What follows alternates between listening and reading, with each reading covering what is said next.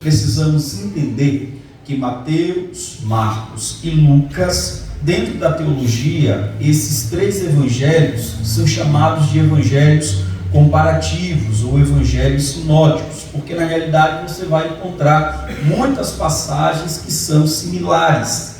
Porém, João não entra dentro desta classe, porque na realidade João escreve muitas narrativas inéditas. Na realidade, João escreve aí 88% deste evangelho de fatos ou narrativas inéditas. E é interessante que João é o último apóstolo a morrer, e segundo a história, ele morre de morte natural.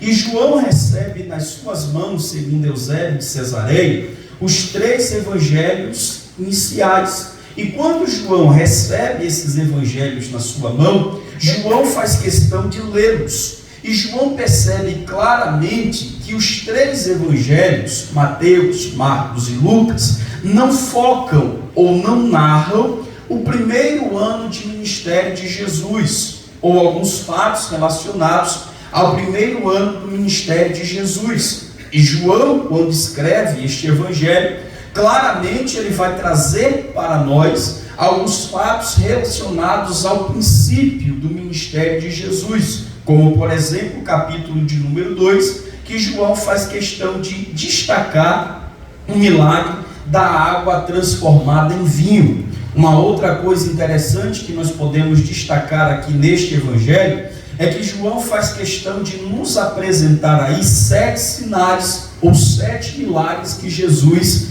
efetuou. João vai falar a respeito da água transformada em vinho no capítulo de número 2, fato esse que somente João registra. João vai fazer questão de falar acerca do milagre que acontece no tanque de Betesda, fato esse que somente João ele faz questão de registrar. João também vai fazer questão de narrar e falar acerca da multiplicação de pães e acerca do momento em que Jesus anda sobre as águas. Esse fato os outros evangelistas já narram. João também vai fazer questão de falar acerca do milagre de um cego de nascença, no capítulo de número 9. Apenas João narra esta passagem. E João vai fazer questão também de narrar e falar acerca da ressurreição de Lázaro no capítulo de número 11. Fato esse que apenas João narra. Uma outra questão também interessante é que dentro deste evangelho, João vai trazer para nós algumas passagens em que Jesus está discursando, em que Jesus está conversando com algumas pessoas. Por exemplo, no capítulo de número 3, nós temos o discurso de Jesus com Nicodemos. No capítulo de número 4, nós temos o discurso de Jesus com a mulher samaritana. No capítulo de número 11, nós temos o discurso de Jesus com Marta. No capítulo de número 20, nós temos o discurso de Jesus com Maria Madalena. E no capítulo de número 21, nós temos o discurso de Jesus com Pedro. E dentro desses fatos, dentro desses discursos que Jesus ele faz questão de falar e João nos apresenta, vamos ver no capítulo de número 3 o fato ou a narrativa da passagem que Nicodemos ele vai ter de noite com o Senhor, na tentativa de entender, de compreender como este rabi, como este rabone, como este raboni consegue arrebatar tantas pessoas em torno dele. Nicodemos tem na realidade esse desejo de compreender, tem esse desejo de saber. Além disso, Nicodemos também tem um desejo de compreender mais acerca da teologia que é apresentada por Jesus. E dentro deste discurso, dentro deste momento, Jesus faz questão de apresentar para Nicodemos aqui algumas coisas que para Nicodemos é estranho.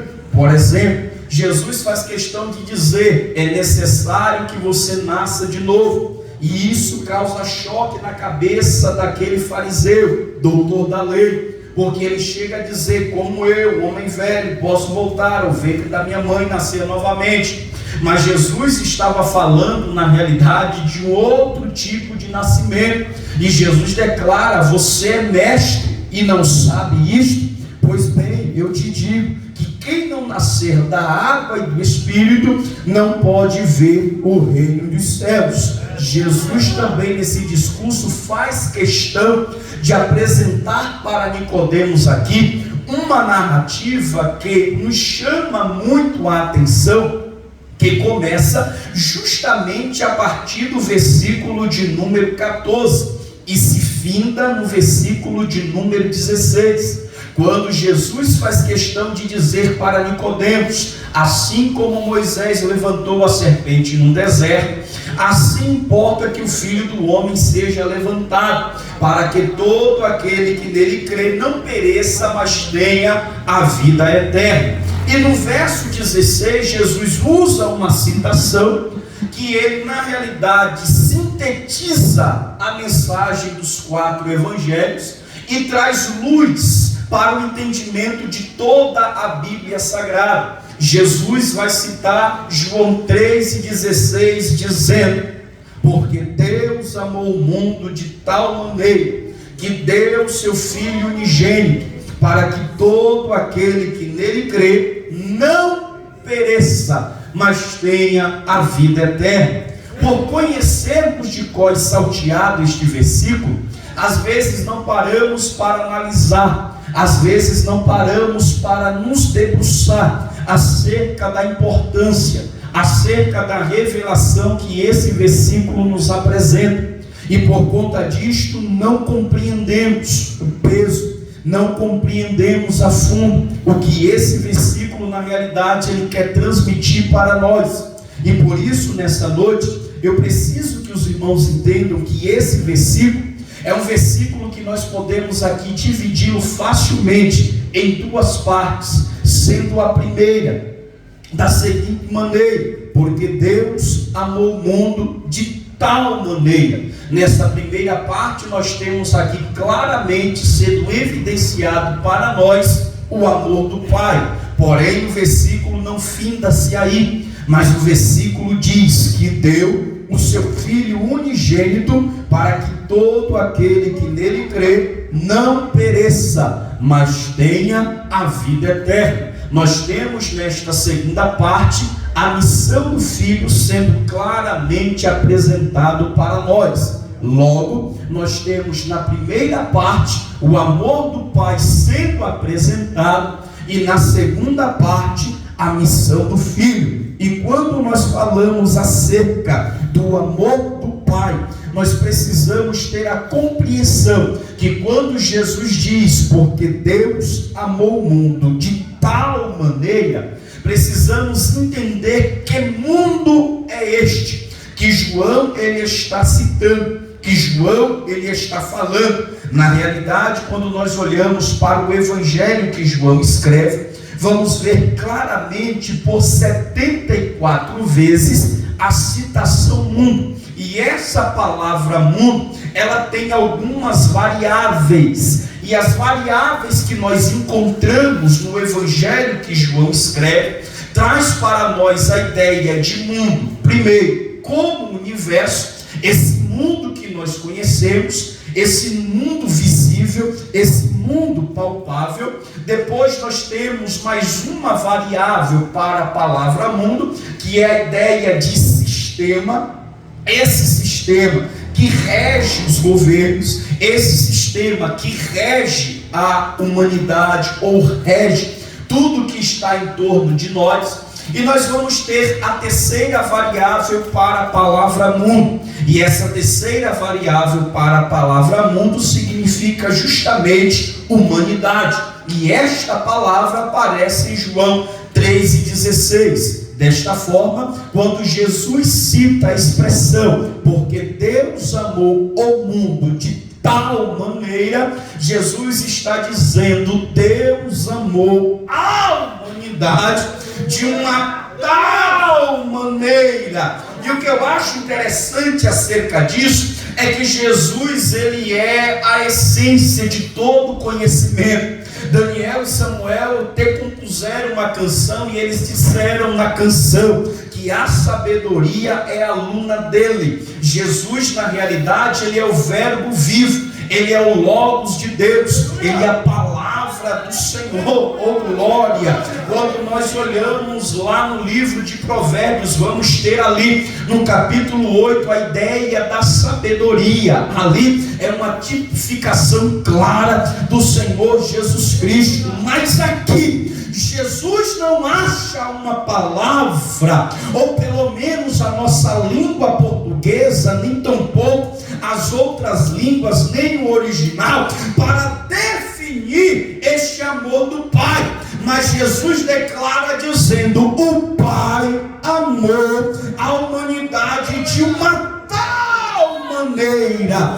Mas a interrogação que paira, a interrogação que fica é a seguinte: por que Deus nos amou desta tal maneira? Poderíamos aqui trazer ou descortinar muitas hipóteses, muitas teses, muitos tópicos, mas me permita trazer pelo menos duas coisas. Primeiro, porque Deus nos amou desta tal maneira, porque somos sua criação.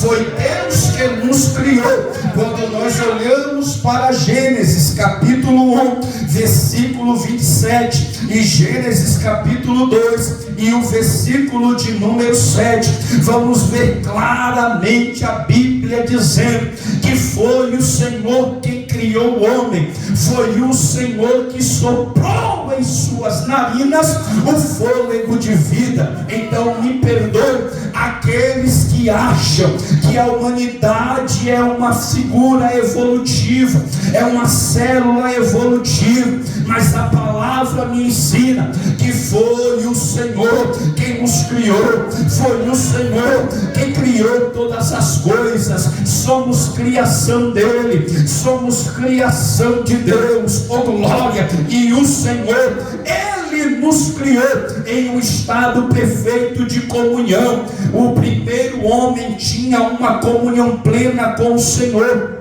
O primeiro homem tinha uma comunhão plena com o eterno Deus. Porém, vamos ver claramente que infelizmente esta comunhão se perde. Infelizmente o homem quebra a aliança que ele tinha com Deus, e por conta disto o homem passa a ser um ser pecador. E Paulo vai trazer algo interessante em Romanos capítulo 3 e o versículo de número 23, quando ele diz que o homem foi destituído da glória de Deus por causa do pecado. Esta palavra destituído dentro da nossa língua portuguesa significa justamente afastado. O homem quando peca é afastado de Deus. O homem quando peca ele é retirado do seu estado original.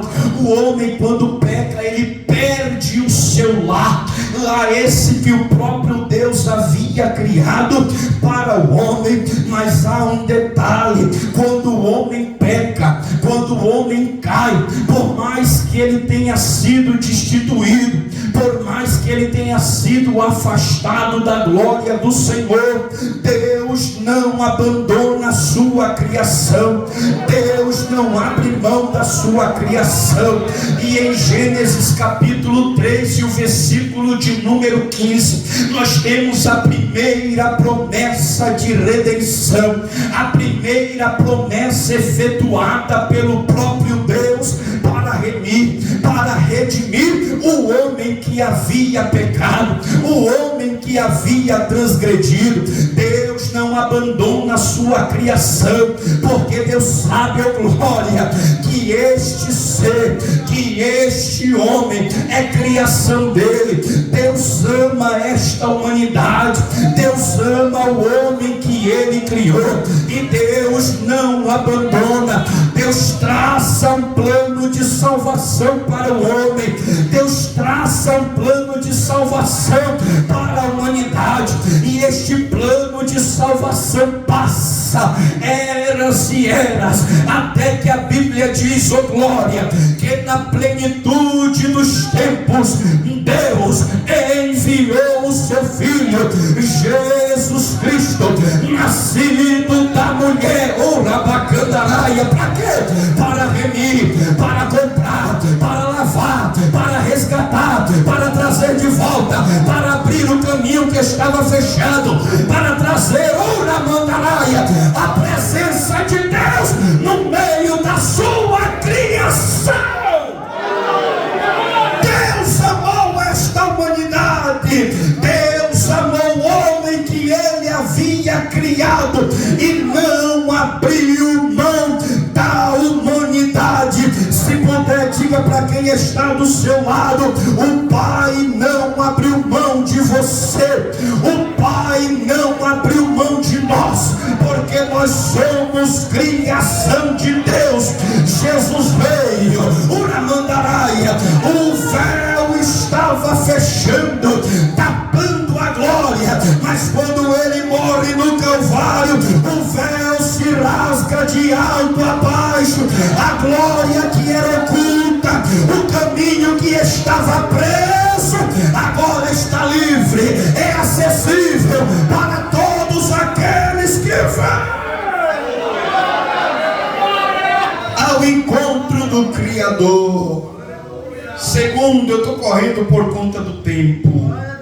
A segunda coisa que nós podemos destacar como base ou como razão pela qual Deus nos amou é simplesmente porque Ele é Pai.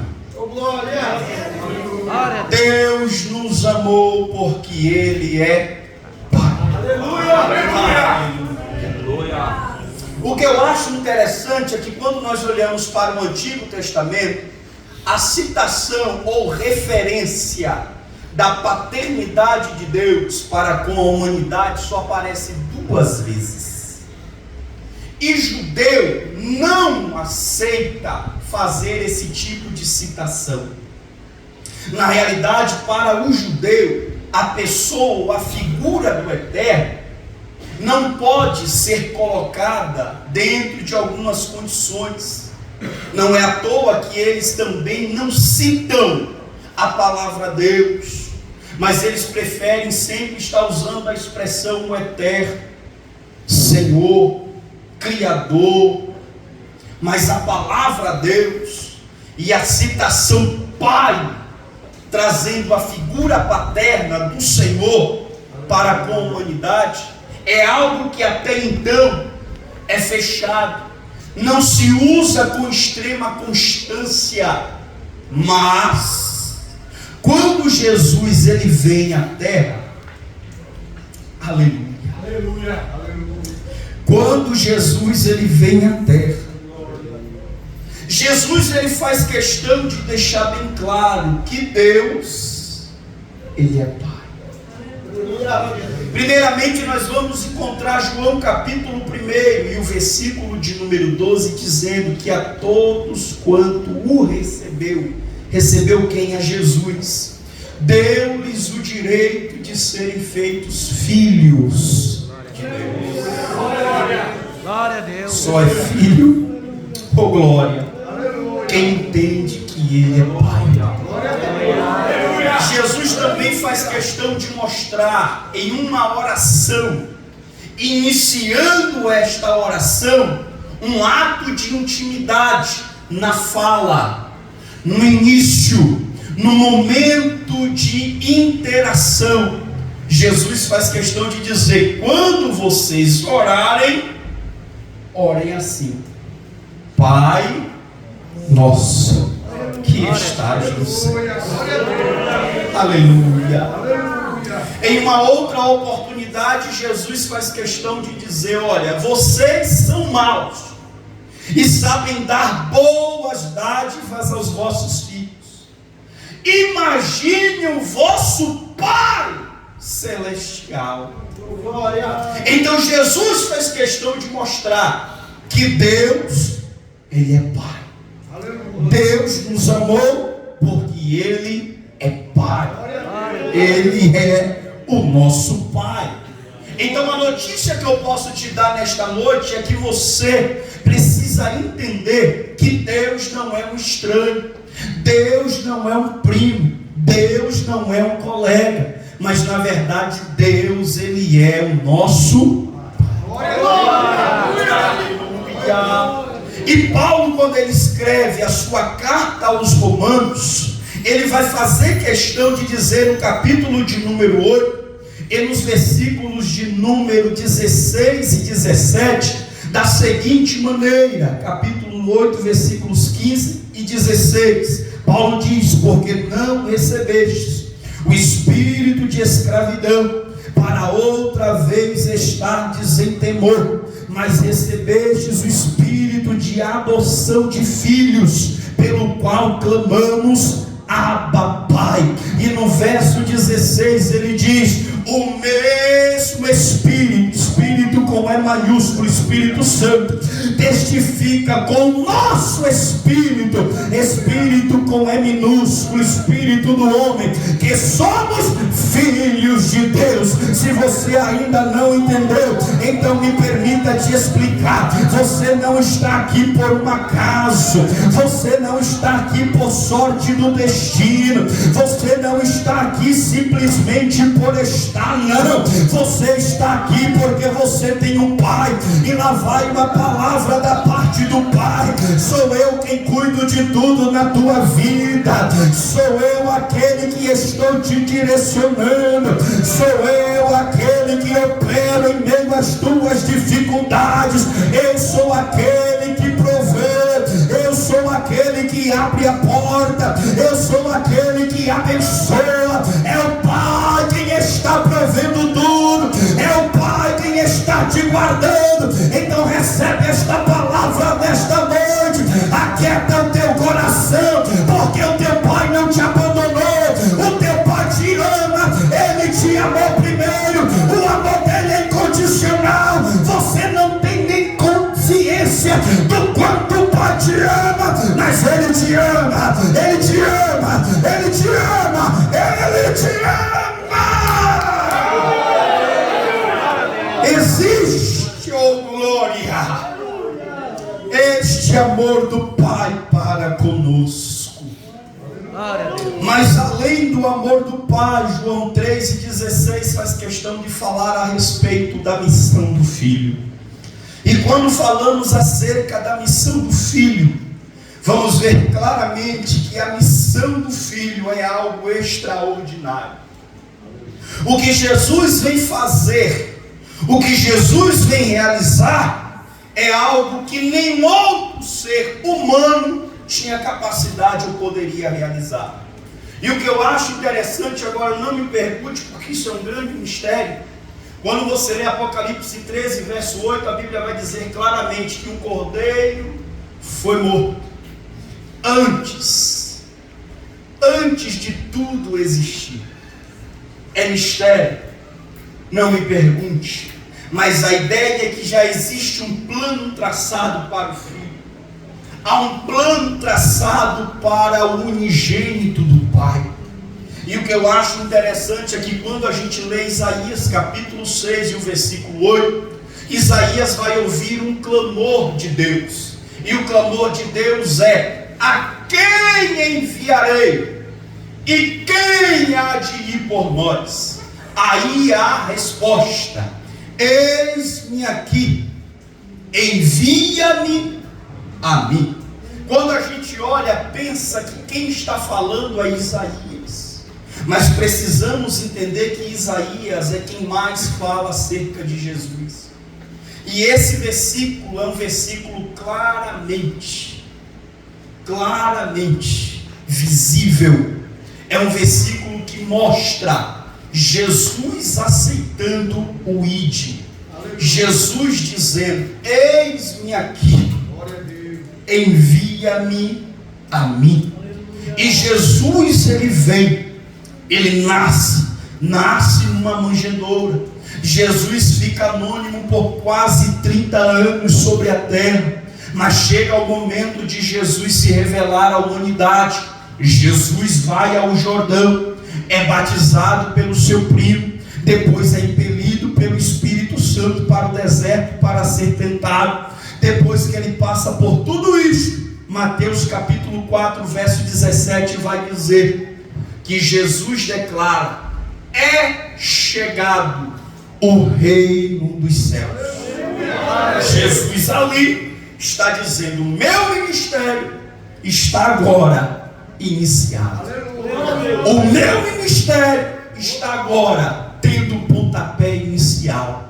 E Jesus declara: arrependei-vos, porque é chegado o reino dos céus. E quando Jesus declara esta ideia de reino, precisamos entender que Jesus não está falando algo comum ou qualquer, mas Jesus está mostrando que para ser do reino é necessário algumas condições, é necessário algumas coisas. E o que eu acho interessante é que para sermos do reino, precisamos ter a qualidade de cristãos.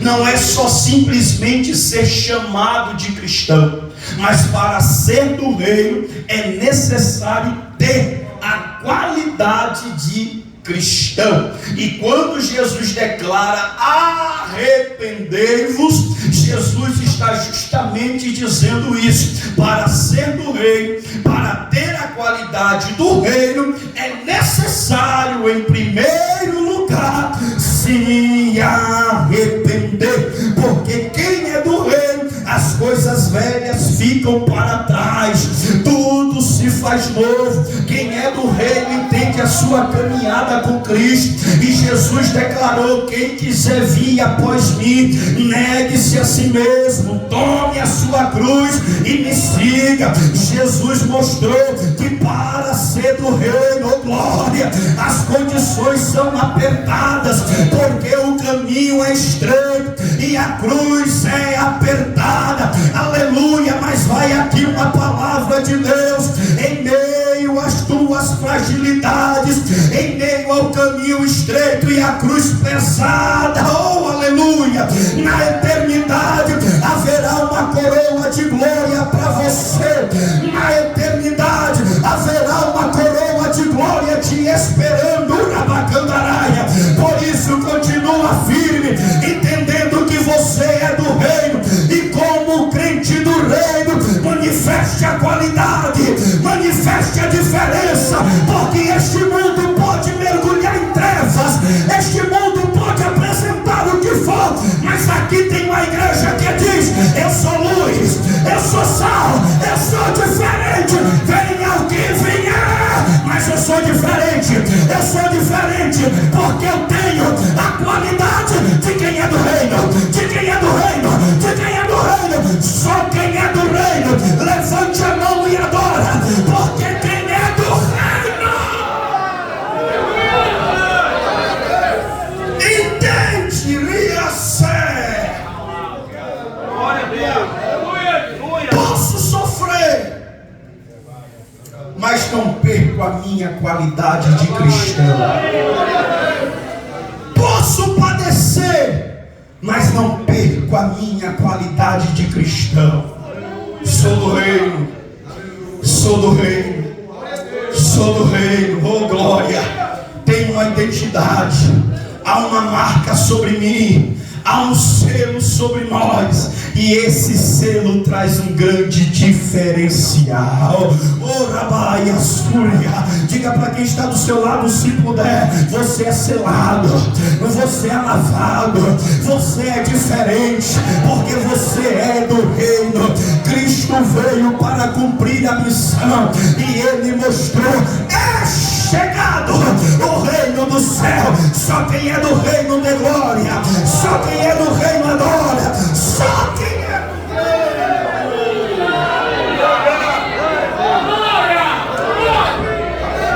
Segundo, além de Jesus anunciar qualidades do reino, Jesus também veio para salvar a humanidade que estava perdida.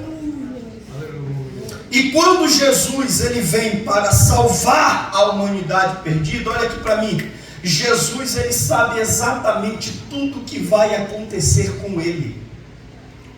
Jesus não é alguém que vai ser pego de surpresa lá na frente, mas Jesus sabe o que ele vai passar.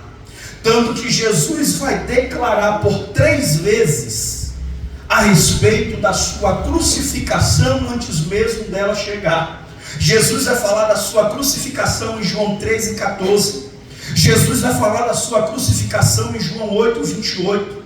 Jesus vai falar da sua crucificação em João 12, do versículo 32 ao 33. Então Jesus mostra como seria, qual seria a forma. Jesus não está aqui enganado. Ele sabe qual é o modelo. Ele sabe que ele vai passar.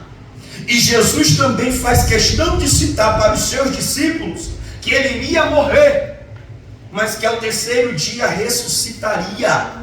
Mateus faz questão de registrar no capítulo 16, versículo 21, capítulo 17, versículos 22 e 23, e Mateus capítulo 20, versículos 18 e 19.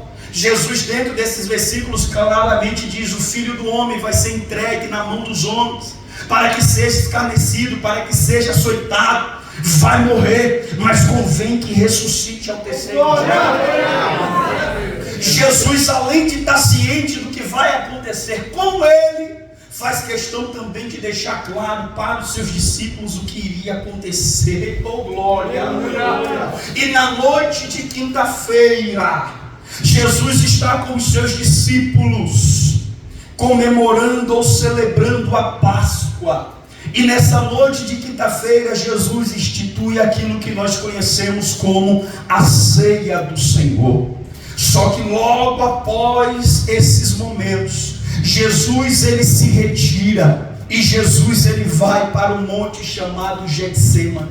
E Jesus sabe que a partir de agora, a sua vida, a partir de agora, coisas terríveis irão acontecer, porque Jesus mostra que a partir de agora ele vai ser entregue nas mãos dos homens. Jesus vai para o Getsêmani.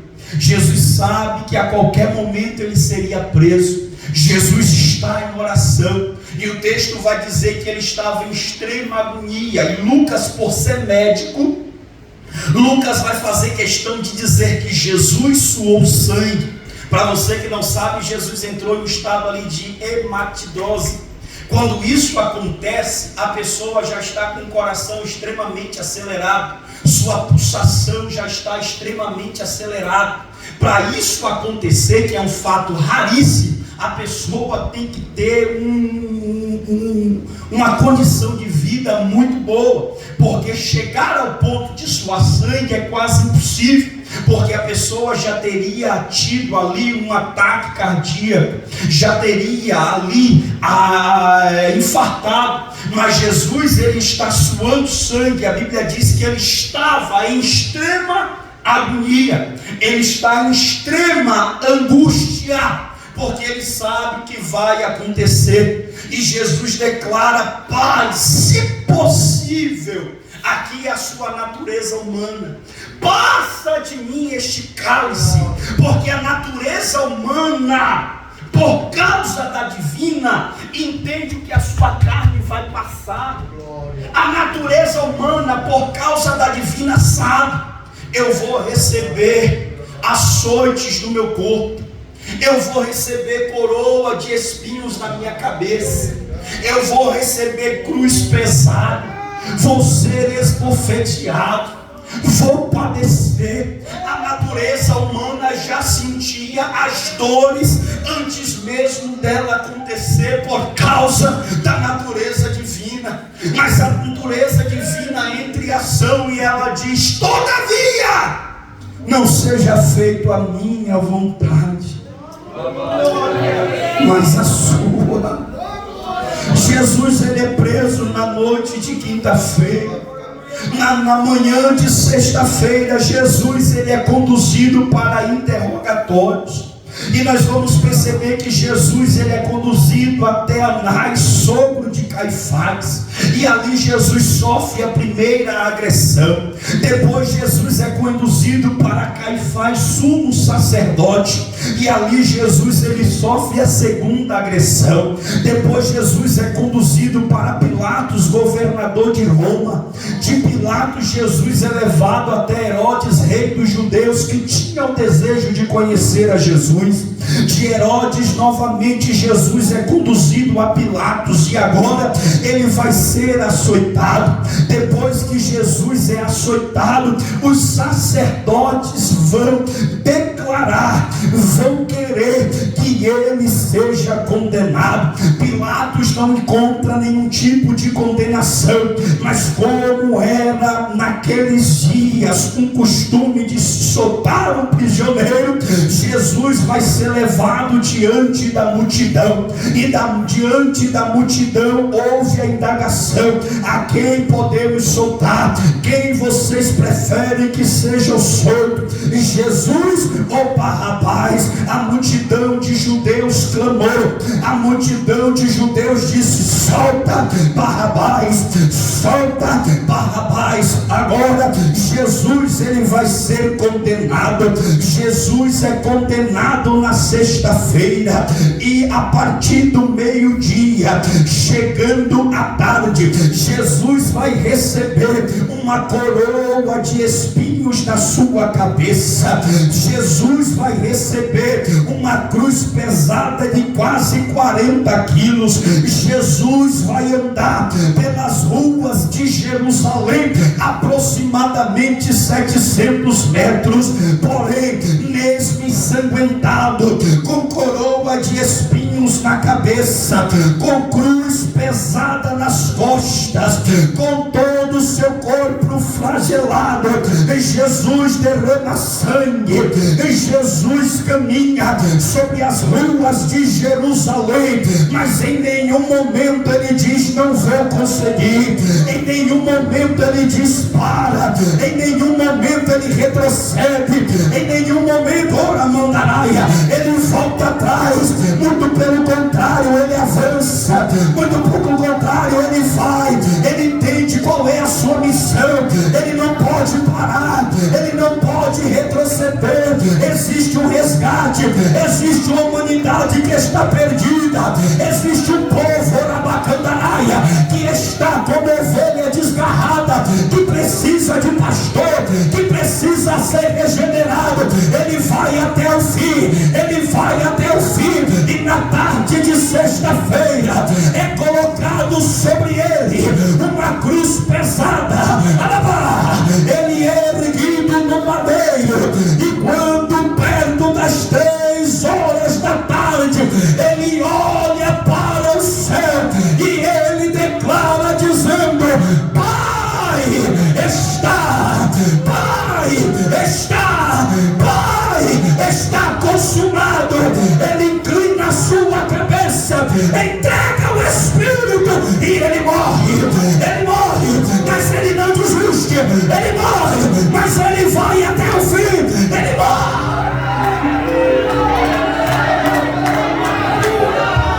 Mas ele cumpre a sua missão.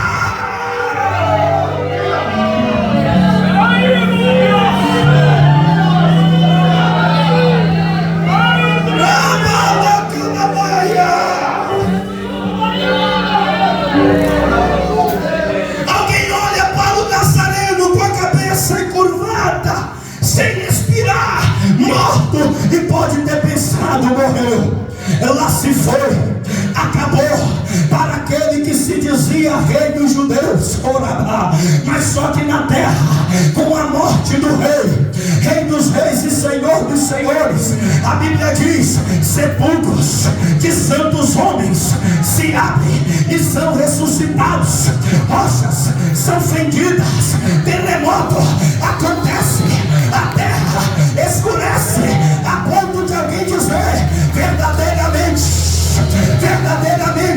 detalhe, enquanto ele estava em vida, ninguém disse: é o Filho de Deus, é o Filho de Deus. Mas quando ele morreu, alguém ao pé da cruz declarou: verdadeiramente, este é o Filho de Deus.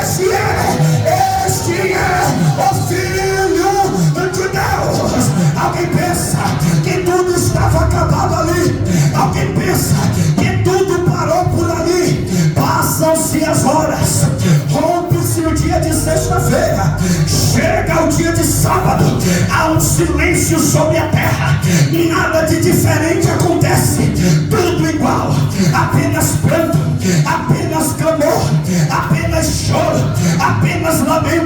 discípulos desamparados, sem saber o que fazer. Algumas mulheres entristecidas, bem como Maria, mãe de Jesus. Porém, antes das 6 da manhã do domingo, a Bíblia diz que Maria Madalena e algumas mulheres vão embalsamar o corpo do meio mestre. Quando elas chegam aonde colocaram o corpo, aonde ele estava sepultado, a pedra foi rolada, a pedra foi movida. Desesperada, elas pensam que o corpo foi tirado dali. O homem de branco assenta sobre a pedra. Elas chorando perguntam: diga para mim, meu Senhor, me diga aonde colocaram o corpo do nosso mestre. Aquele ser de branco diz: Maria, Maria. Ele não está aqui, ele não está aqui, ele não está aqui, ele não está aqui. Está onde? Está onde?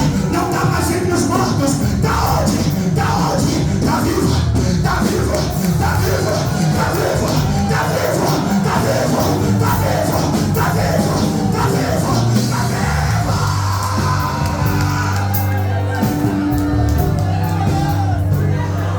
Fica de pé comigo, por favor. Rabacalabacandaraia.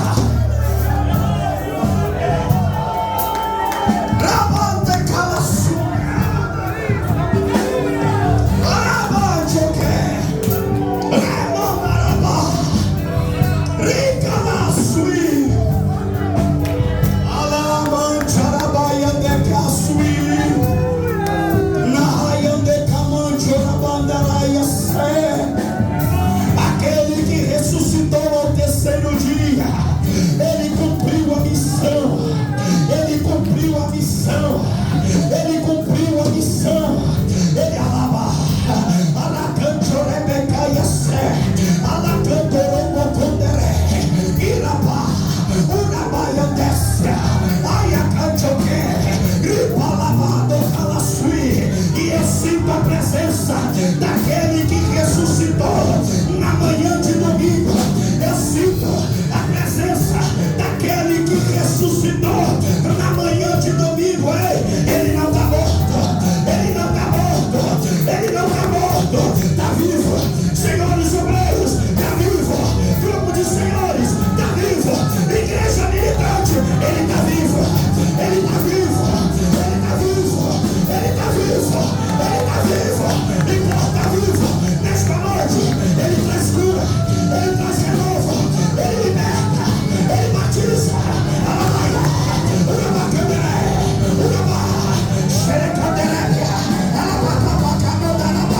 Sente aí a presença agora. Está vivo, está vivo, está vivo, está vivo, está vivo, está vivo, está vivo, está vivo, está vivo. Sente, sente, sente. Ele está.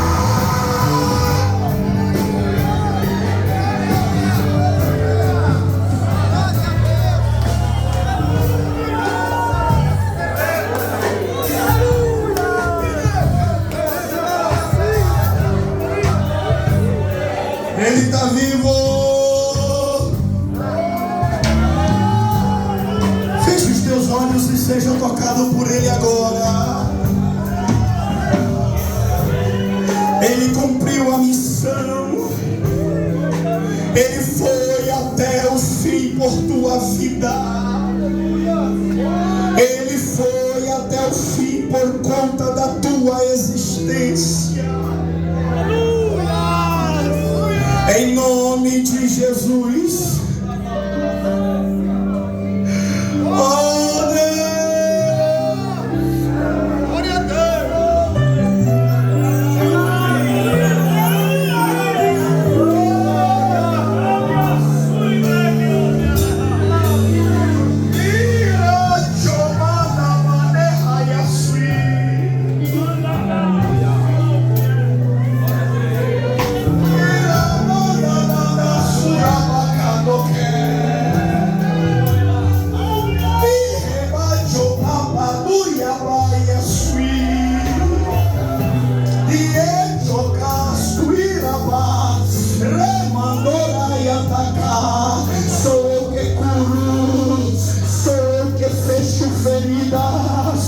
Sou eu que visito, sou eu que trago nesta noite. Rabacantorabá, recalaia sé, recandorabadaraçu, alacantorabá. Eu visito agora, eu visito agora, eu visito agora, eu visito agora, eu visito agora, eu visito agora, eu visito agora, eu visito agora, eu visito agora, eu visito agora, agora, agora, agora, agora, agora, agora, agora, agora, agora, agora, pega, vai, recebe, agora, agora, agora.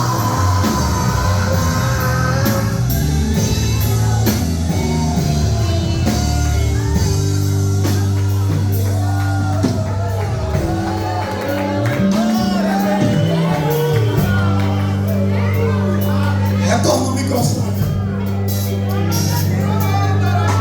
Estourei 5 minutos. Tem alguém aqui nesta noite que entende o sacrifício de Jesus e está afastado da sua presença e sabe que não dá mais para viver distante e quer voltar para Jesus hoje? Volta para a graça. Ele te ama a ponto de entregar o seu filho por tua vida. Tem alguém aqui nesta noite que quer voltar para Jesus? Levante a sua mão. Em nome de Levante a Jesus. sua mão. Se você não quiser vir aqui à frente, levante a sua mão. Eu vou até você. Eu vou até você. Tem alguém aqui nesta noite afastado que quer voltar para Jesus? Tem alguém aqui nesta noite que entende que Jesus é o único que pode te salvar, que pode mudar a tua história e que quer aceitá-lo como Salvador? Levante a sua mão. Não precisa vir aqui à frente, eu vou aonde você está. Tem alguém aqui nesta noite? Tem alguém aqui nesta noite? Não. Oh, glória. Feche os teus olhos, Senhor. Preguei a tua palavra para a tua igreja. Preguei a tua palavra para o teu povo. Tu estás vivo, estás entre nós. Oh Deus.